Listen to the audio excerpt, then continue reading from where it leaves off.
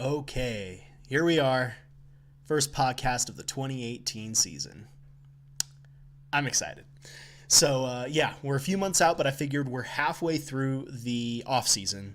If you think about it, you basically have all of February, March, April, May, June, July, and August, 7 months.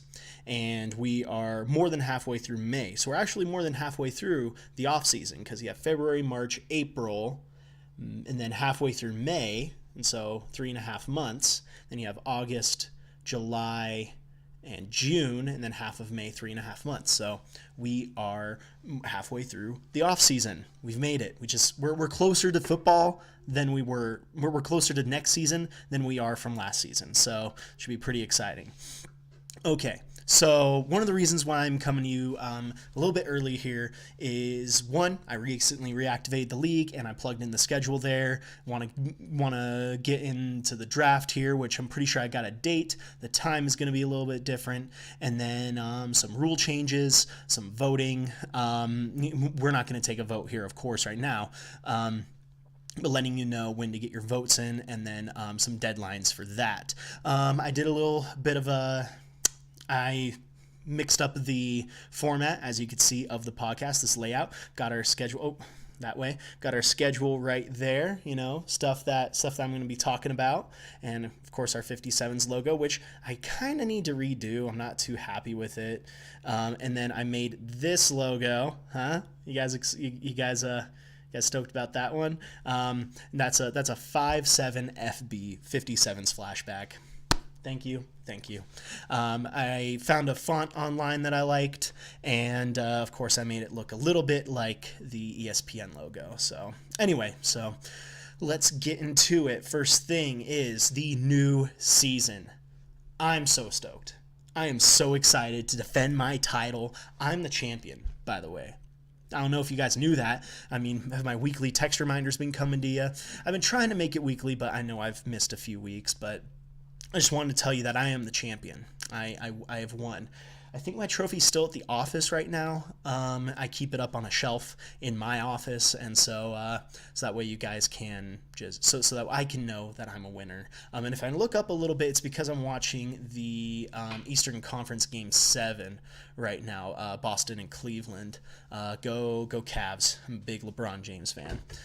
Yeah, I don't have a real team. If Seattle came back, I'd probably follow. But yeah, huge LeBron James fan. But I'm excited for the new season and some changes and stuff that may be coming. We'll talk to you about that in a second. Next item is the new schedule. So I texted it out to all y'all, but when I reactivated the league, I just updated that. Let me show you the schedule here. All right, so let me zoom in a bit. I don't know if you'll be able to see that. So week 1, and I tried to follow this kind of format like I've done before, where red games, by the way, are divisional games. Red and blue games are divisional games, and green games are interdivisional. So week 7 is entirely interdivisional. It's our interdivisional week, whereas weeks 1 through 4 and weeks 10 through 13 are mainly divisional with one interdivisional game, and weeks 5, 6, 8, and 9 are some divisional with with mostly interdivisional games. And here are the individual schedules. Brad, Danny, James, Kyle, Taylor, Andrew, Bischoff, Bobby, Christian, Sean. I just did it alphabetically. It helps me put it all together here, and I've really learned how to use Google Sheets in my job. So and then it tells you, if it's red, it's an interdivision, it's a divisional game, where if it's green, it's an interdivisional game, so you're facing someone from the other division. And I've broken it up as well, that if you placed in the top half, so if you did 1 through 5, you have 3 because you have 5 interdivisional games. You face everyone in your own division, in case you didn't know. Face everyone in your own division twice, once at home, once away, kind of like the NFL. Then you face everyone in the other division once, with some on the road, some being at home. And And if you placed in the top half, 1 through 5, you have 3 of those games away and 2 of them home. But if you finished in the bottom half, 6 through 10, you have 3 of them at home and 2 of them away. Just to make it a little bit fairer, I guess. If you finished better last season, you have a little bit of a harder schedule. I know it's 2 points for every game, but I mean, hey, that has made a difference in some games. But if you didn't finish in the if you won, if you didn't do so well last season, makes it a little bit better. So red, of course, is the Marriott division. Blue is the Lavelle division. And seeing as none of us are a 57 anymore, Sean, you're like 55 or something. I don't know, 50. I don't know what your number is.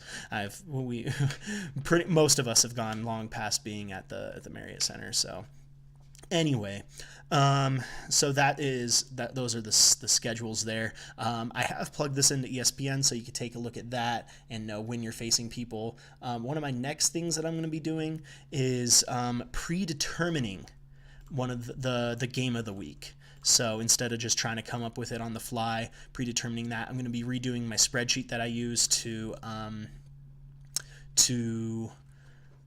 let me go back to this. I'll be redoing my spreadsheet that I use to calculate scores and stuff.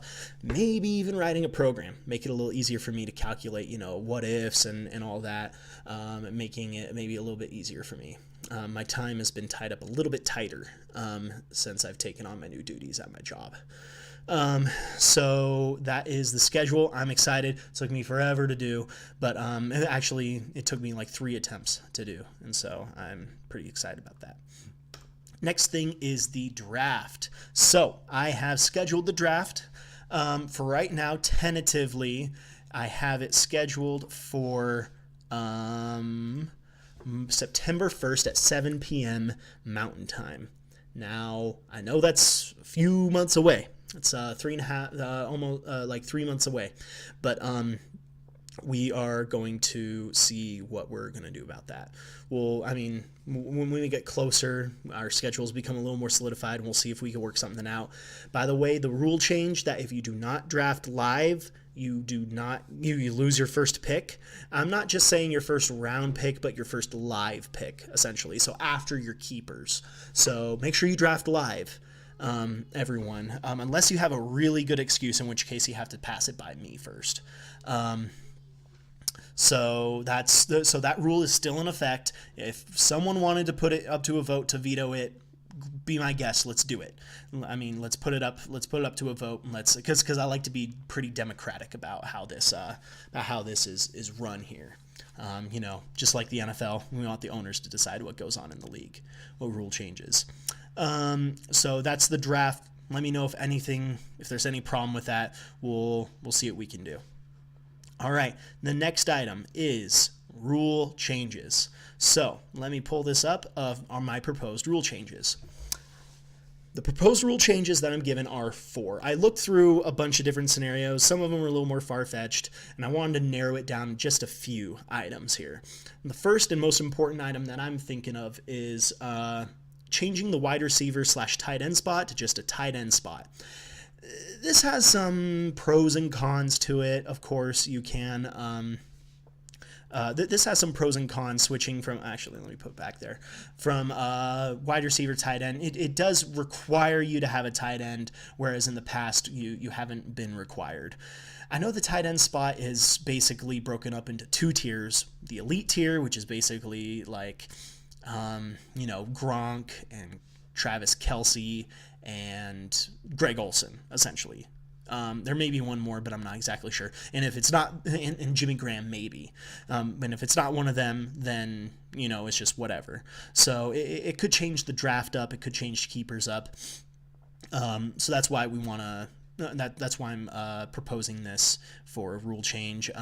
It's in standard leagues, tight ends are required, and we've kind of gone off standard basically since the beginning. So I'm just seeing if it's something we want to change for our 4th season. Yeah, our 4th season as the 57's League. So we'll keep that in mind here. That is a rule change that I am proposing and actually going to put on the table as a change. The second is half-point PPR. There's been a little bit of talk amongst some people in the league about switching to a PPR format. And if you're not familiar with PPR, which I'm pretty sure all of you are, PPR is points per reception. So it's for any player who gets a reception, they get points for that. Now, I think the standard for PPR is 1 point. I personally don't like that. I want to switch it to half a point PPR. I want to switch it to being 1/2. You get 0.5 points for every reception. It's not one.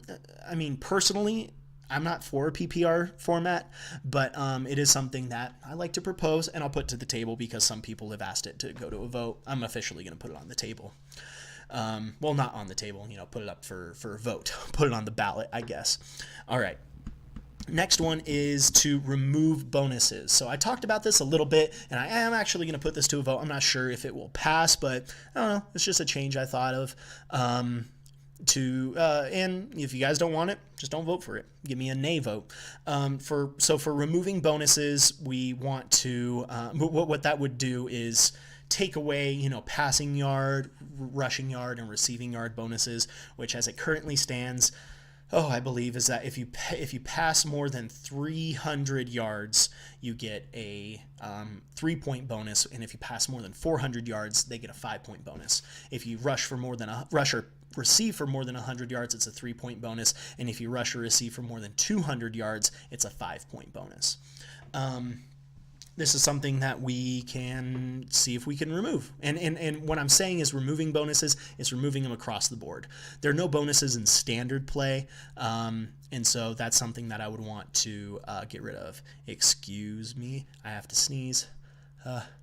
Okay. Nope, it went. And the fourth one is the observing an undroppable players list. This is a feature in ESPN drafting that would that basically says you can't drop a certain number of players. So it would be the elite tier of pretty much every position. Like you can't drop Gronk, Tom Brady, Russell Wilson. I'm not sure if Kareem Hunt would be on that list, or like Le'Veon Bell. You can't drop Le'Veon Bell for any reason. It's just someone you just can't get rid of. They're on your team for better or worse. I'm not sure if that is standard or not. I think it is in standard, but we don't observe it because I feel like you should have the freedom. Like I said at the end of the year podcast last year, which I went back and listened to and watched, so that I have all these rule changes. If you want to manage your team badly, why should we stop you? That's the reason. That's why one reason I'm putting trade voting on the block here is because I mean, I'm not saying this is a bad thing. It's just we have this group text going on, and I'm sure we annoy a bunch of you people, but it seems to be like the same 3, 4, or 5 of us, chiming in. I've never seen James reply, Taylor. I've never really. Bischoff replies sometimes. Kyle is a little bit, but mainly it's just like I've never really even seen Christian reply either. Brad chimes in a couple times, but it seems to be the same few people. And so if it was a little more involved with everyone, maybe I would try to do trade vetoes.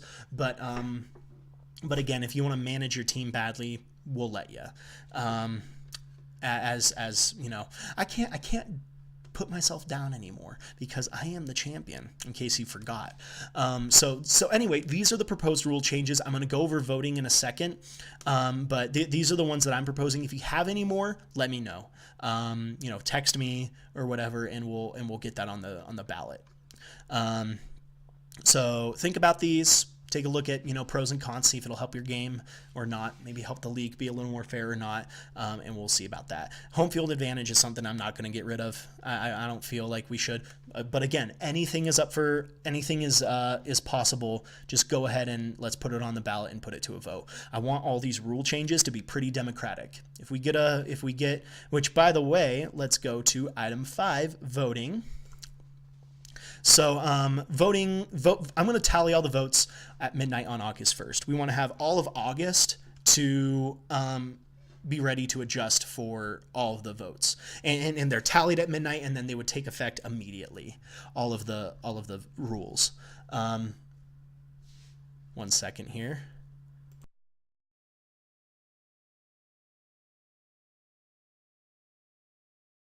I have to tell Lincoln to go to bed. Anyway, so I muted my mic. Anyway, or did I? Yeah, I did mute my mic. It's about 8:37 on Sunday the 27th. So, yeah, he's supposed to be in bed right now. Anyway, so votes are going to be tallied at that time, and the rule changes will take effect immediately. If you take a look at the rule changes, some of these would affect like your keepers and your draft. Like half-point PPR changes so much about keepers. You know, the wide receiver tight end spot, removing bonuses, undroppable players list. This would change a lot of things about keepers and the way you would draft. So that's why I want rules to be in effect by August 1st. And for any measure to pass, there must be at least 6 yay votes. No other way for a rule to pass. Because that would be a simple majority of the 10 of us. Is if we get 6 people voting yay, then we're good there. I'm not going to twist any of your arms, but I really would like to hear a yay or a nay from either of you. I don't want to hear oh, I'm not voting for it or whatever, or I just don't hear from you, because I want this to be an involved league. I want, you know, everyone to give me their vote. You don't have to give me your vote immediately. Of course, the deadline is August 1st, so if I haven't heard from you or gotten your votes by then I'll, you know, get to you a little bit, get on you a little bit more, talk amongst yourself about, you know, amongst yourselves if you want to change it or not, if you want to, you know, change your vote, because I'm not going to keep your votes as like, okay, you gave it to me June 1st or whatever, and that's your vote. You can't change it. No, you could change your vote. It's just, it's finalized on August 1st. That's when they're tallied. And again, must have at least 6 yay votes for anything to pass, simple majority. The last item are the deadlines. Of course, rule changes, midnight August 1st. Keepers and draft pick changes. Oh man, did I mess this up? Here, let me resize that. There we go. Keepers and draft pick trades are by 6 p.m. Mountain Time, September 1st. That's an hour before the draft. Everything locks then.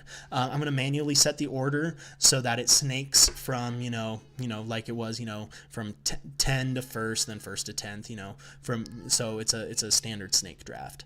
But those are the deadlines for there. So not too long of a podcast here today. I'm only at about 17 and a half minutes here. So that's about all we got. I'm excited for the new season, as you could tell. I hope that I'm a good commissioner for y'all. I'm sorry if you can hear Lincoln crying, but he's just not good at going to sleep. He's been a bad boy today. So anyway, just wanted to let y'all know that I've been really excited to be your commissioner and your champion. So and you know, I'm excited for this new season. So go Hawks, and I will talk to y'all later. Bye.